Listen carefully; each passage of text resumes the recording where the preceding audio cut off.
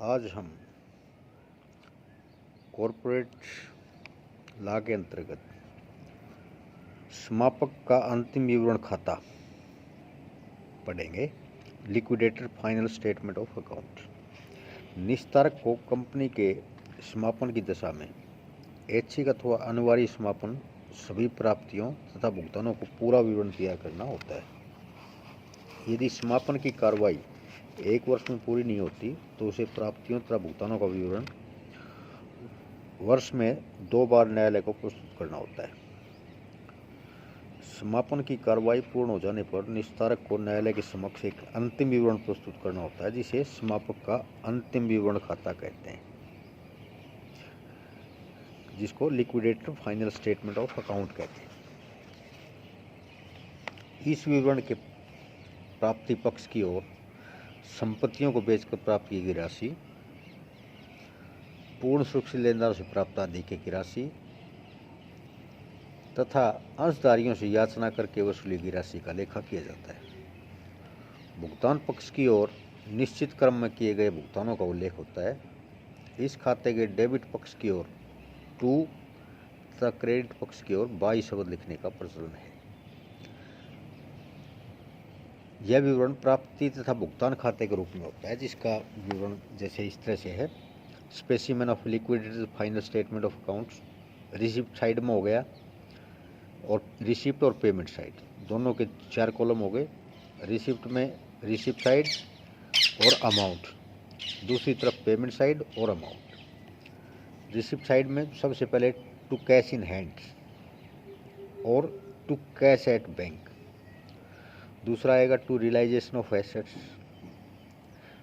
तीसरा to realisation of surplus from secured creditors, और चौथा आएगा to realisation of unpaid sales at the rate of, और on उसकी डेट लिखी जाएगी, और number of shares. Payment side में आएगा सबसे पहले by legal charges, by liquidator remuneration,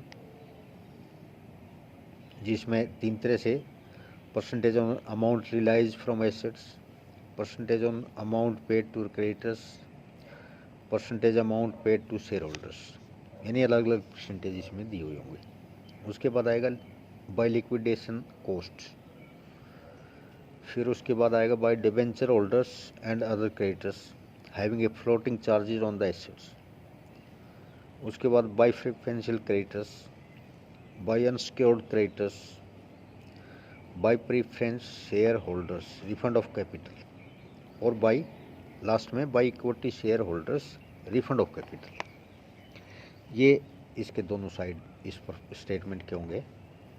भुगतान का क्रम होगा इसमें ऑर्डर ऑफ पेमेंट।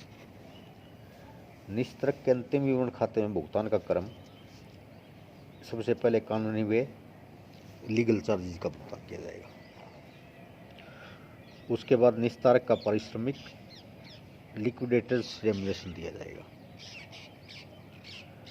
उसके बाद ऋण पत्रों का भुगतान जिन्हें कंपनी की संपत्तियों पर चालू प्रभार प्राप्त है, payments to debenture holders having floating charges on the assets of company, उसके बाद आएगा पूर्वाधिकार लेनदारों का भुगतान, पेमेंट टू प्रेफरेंशियल क्रेडिटर्स, उसके बाद आएगा असुरक्षित लेनदारों का भुगतान, पेमेंट टू अनसिक्योर्ड क्रेडिटर्स, पूर्वाधिकार अंशधारियों को भुगतान, payment to preferential shareholders, और लास्ट में आएगा साधारण अंशधारियों को भुगतान, payment to equity shareholders. उसके बाद समापक खाते की महत्वपूर्ण मदों की व्याख्या। कुछ महत्वपूर्ण पदें होती हैं जिसमें सबसे पहले है निस्तारक का पारिश्रमिक, लिक्विडेटर्स रेम्युनरेशन। निस्तारक को दिया जाने वाला पारिश्रमिक साधारणतः कमीशन के रूप में दिया जाता है। पारिश्रमिक का भुगतान निम्न प्रकार से होगा: संपत्तियों की वसूली पर commission, commission on assets realised, असुरक्षित लेनदारों को भुगतान की गई राशि पर commission, commission on amount paid to unsecured creditors, और अंशधारियों को भुगतान की गई राशि पर commission, commission on amount paid to shareholders. संपत्तियों की वसूली पर कमीशन का निश्चित प्रतिशत यदि समापक की संपत्तियों के वसूल मूल्य पर एक निश्चित प्रतिशत से कमीशन प्राप्त होता है तो इस संबंध में कुछ बातें जिनको ध्यान में रखा जाएगा, जैसे सुरक्षित लेनदारों के पास गिरवी रखी गई संपत्तियां, रोकड़ व शेष पर कमीशन, असुरक्षित लेनदारों को भुगतान की गई राशि पर कमीशन। इस संबंध में ये बातें ध्यान रखी जाएंगी। असुरक्षित लेनदारों को भुगतान की गई राशि पर निस्तारक के कमीशन की गणना करते समय पूर्वाधिकार लेनदारों की राशि को असुरक्षित लेनदारों की राशि में शामिल करना चाहिए। पूर्वाधिकार लेनदारों पर कमीशन नहीं देना है तो पूर्वाधिकार लेनदारों की राशि पर कमीशन की गणना नहीं करनी चाहिए। दूसरा, यदि असुरक्षित लेनदारों का भुगतान करने के लिए निस्तारक के पास पर्याप्त राशि उपलब्ध है तो कमीशन की राशि की गणना का अलग से एक सूत्र दिया गया है, जो है असुरक्षित लेनदारों की राशि गुणा में कमीशन का प्रतिशत डिवाइडेड बाय 100, या जिसको हम कह सकते हैं amount of unsecured creditors multiply by percentage of commission divided by 100। यदि असुरक्षित लेनदारों की राशि 40,000 रुपये हो और संपत्तियों को बेचकर वसूली की राशि 60,000 रुपये है, निस्तारक को असुरक्षित लेनदारों पर 10% की दर से कमीशन देना है तो निस्तारक के कमीशन की गणना इस प्रकार की जाएगी, 40,000 मल्टीप्लाई बाय 10 डिवाइडेड बाय 100, यानी 4,000 रुपये उसका कमीशन होगा। यदि असुरक्षित लेनदारों की भुगतान करने के लिए निस्तारक के पास पर्याप्त राशि नहीं है तो इसी स्थिति में असुरक्षित लेनदारों के लिए उपलब्ध राशि पर कमीशन की गणना का फार्मूला अलग हो जाएगा, amount available for unsecured creditors multiply by rate of commission divided by 100 plus percentage of commission, यानी 10% देना है तो डिवाइडेड बाय 110 हो जाएगा। तीसरा है अंशधारकों की भुगतान की गई राशि या कमीशन, जिसका फार्मूला रहेगा amount available for share holders multiply by percentage of commission divided by 100 plus percentage of commission.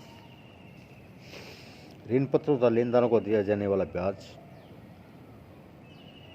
सामान्यतः सभी ऋण पत्रों में चल प्रभार होता है। इसका भुगतान समापन की लागत के भुगतान के बाद किया जाता है।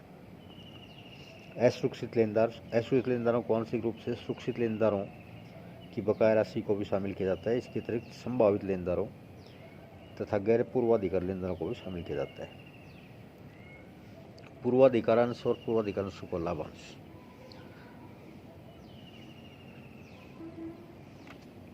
और यदि प्रश्न में कुछ विपरीत नहीं कहा गया हो तो सर्वप्रथम पूर्वाधिकारांशधारियों को भुगतान किया जाएगा और आदि के होने पर समतांशधारियों का भुगतान किया जाएगा।